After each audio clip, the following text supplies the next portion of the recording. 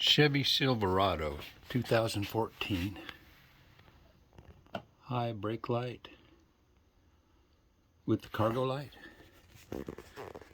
Took a while to find out how to turn that on.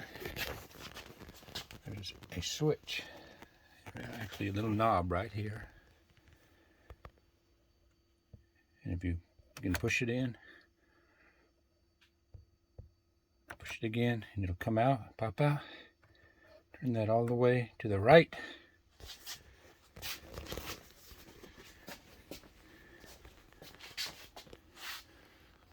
Cargo lamp comes on, back.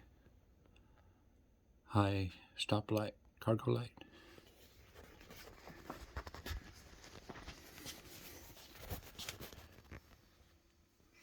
Turn that little knob back to the left.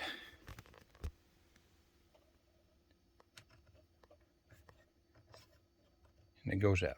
It actually dims the instrument panel also, if you turn it to the left. That's how you turn the high cargo light on in the back.